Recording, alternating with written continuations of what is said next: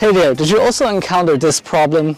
When you're filming outside with a Sony a7S III and a gimbal, you want to check your playback. It's super annoying because often the screen is reflecting a lot.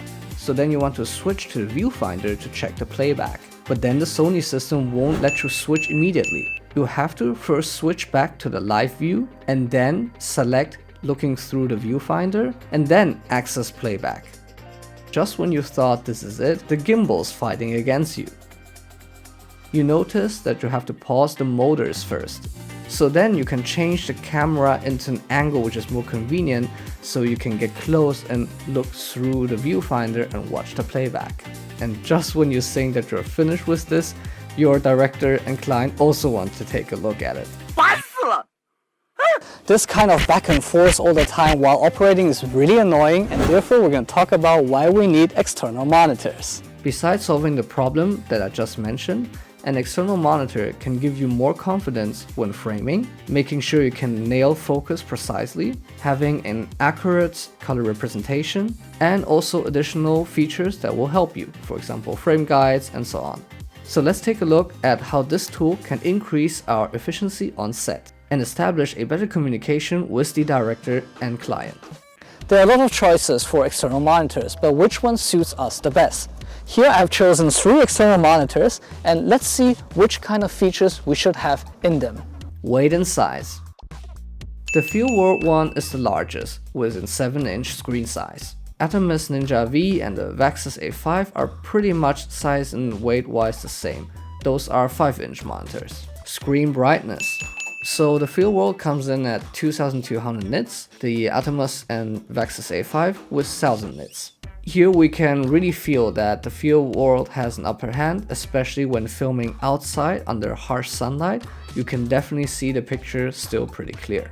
Resolution and color. So the resolution of all the 3 monitors are 1080p. But generally speaking, on the Feelworld one, I can see the image a bit more clearer. It might have something to do directly that it just has a larger screen size at 7-inch. But color-wise, I feel Vaxis represents it more closest to what I feel on set. And that goes the same also for the Atomos Ninja V. Battery runtime.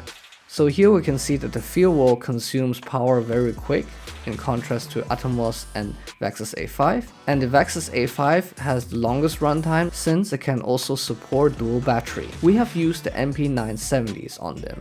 What? This is already the next day morning and the Vaxis A5 is still on. The last thing you want to do on set is constantly to swap batteries back and forth. And even if you have to, the cool thing is it supports hot swaps, so you can keep it running without interrupting the image. External recording. With the Feelworld one, it's unfortunately not possible. The Atomos Ninja V and Vaxis A5 both support external recording. But I do need to mention the Vaxis records more something like a small preview file or a proxy file. This is for example very useful for BTS on set, so they don't have to wait for the cinematographer or DIT to get access to the high-res files, but they can just simply remotely trigger recording and stop of certain good moments of the filming process. This is then being able to be recorded onto this little micro SD card, and then you can quickly take it to the computer, airdrop it to your phone, and then start editing small social media clips. With Ninja Atomos V though, it's an entirely different direction. Their target is to record externally the highest quality possible. This is also good as a backup solution on set. Besides that, some cameras are limited to 30 minutes video recording. If you have an external recorder though, you can record as long as you want till you fill up the card. This is useful for long performances or concert recordings or conferences. Wireless transmission. With Atomos Ninja V, it's not easy to add on an additional wireless transmission with ease. You will have to rig something around it. The Feelworld LUT7S Pro one has a smart solution. They have an inverted MP battery plate, where you can attach a wireless transmitter or receiver and power it also with that. The Vaxis A5 has a built-in wireless transmitter and receiver. The good thing is now it's unified and you don't have annoying cables around the monitor. And this wireless transmission feature we should definitely not underestimate. It's very useful, and if you want to find out more about it, check out this video below here. Usually, when you want to pair a wireless transmitter or receiver to an external monitor, you will have to consider how to power it, how to connect it with cables, and also how to mount it. The good thing about the Vaxis A5 here is it's all unified. You can take one of the A5 and 2 additional A5 monitors as receiving units. Or you can also consider to connect to your iPhone, iPad, or M1 computer. Build quality. The Feelworld one feels a little bit plasticky. You have to be very careful when swapping batteries, because the battery plate can be easily damaged if you're not careful. Also, when you look at its 1/4 screw hole, it doesn't seem solid as well. The Atomos Ninja V and the Vaxis A5 feel way more sturdier and in a good build quality. And with the Vaxis A5 you have 2 battery plates, so if one breaks you can still use another. Ease of use. So the Feelworld one has a lot of features built in, but they don't have icons, so navigating through the menu sometimes can take a while till you find the setting you want. With the Atomos one, it's way more easier, and going through the menu is very fluid. The Vaxis A5 is menu-wise just slightly different, but you can also access your settings with ease.